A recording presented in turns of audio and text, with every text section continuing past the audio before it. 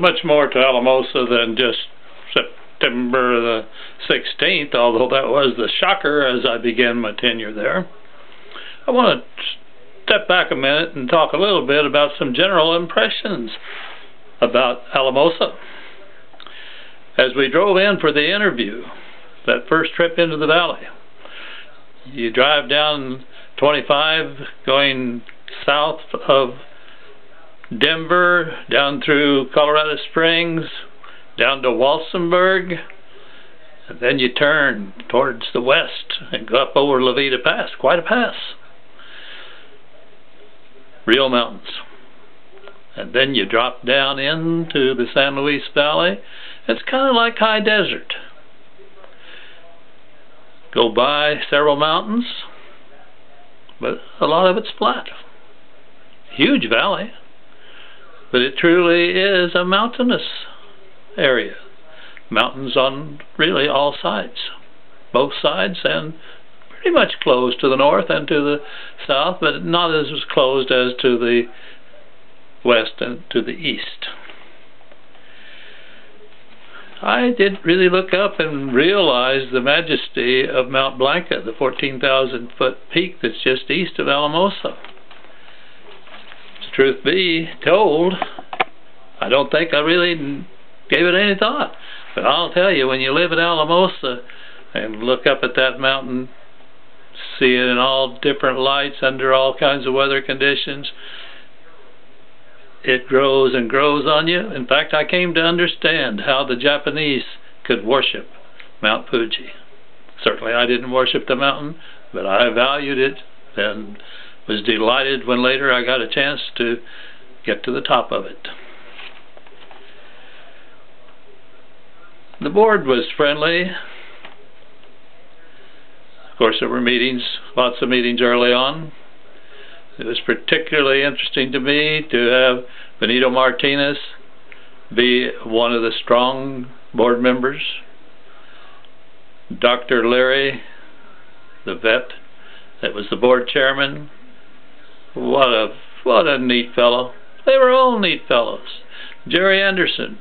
And incidentally, Jerry Anderson's dad is Dr. Anderson, a real old-time physician. And he made a point to get well acquainted, and I sure did like both Jerry and his dad. I liked every one of them. When I met the office staff, they were great, welcoming, warm, cooperative, eager to serve. Couldn't ask for more. The town itself, just driving in to Alamosa, you cross right over the Rio Grande River, and that gives you a little thrill when you know a little bit about the geography and the history. The Rio Grande River comes right out of the west, bends right at Alamosa, heads on south.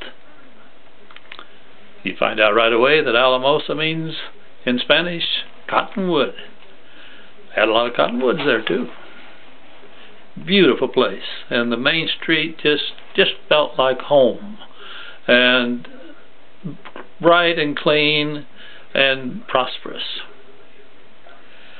Dr. Plocky, president of Adams State College, he was ending his tenure shortly after my arrival there, but he made it a point to meet me, greet me, and make me feel comfortable and wanted and welcomed and assured of full cooperation from the college in every way, from working with student teachers to whatever and whatever else might be involved. And the college was always a supportive thing. And Dr. Marvel, that followed Dr. Plocky, another great educator and great man. You can just feel it. Lots of pride in that community. Lots of just good, warm feelings. And, you know, it was a rural community, and being a country boy, I liked that rural feel. Lonnie Brownlow, real estate man. Boy, he tried hard to find us a house. And eventually we got a house, but not one that Ronnie Brownlow showed us. It seemed like everything he showed us was either out of range on our financial basis, or not quite what we needed with 4 kids, ranging from a boy home from the Navy, ready to start college, to a 3rd grader. 2 boys, 2 girls. The church. Oh, the church. When you're a Phillips University graduate, you've got a strong feeling for the Christian church, and by golly, that real Christian church was right there in Alamosa, over close to the Rio Grande, close to the river, close to the east edge of town. And the Reverend Paul Hendricks and his wife Iva, oh, such a delightful couple, and such a loving, intelligent, warm minister. We loved them, we still love them, and never were more comfortable in any church, never more challenged by any sermons than those in that in that Alamosa Christian Church.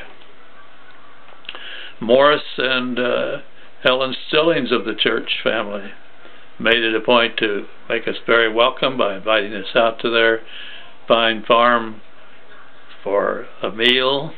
And while we were there, I can't remember if it was that very first visit or not, Morris even trusted me to get up on top of one of the haystacks and help a little with the haying operation.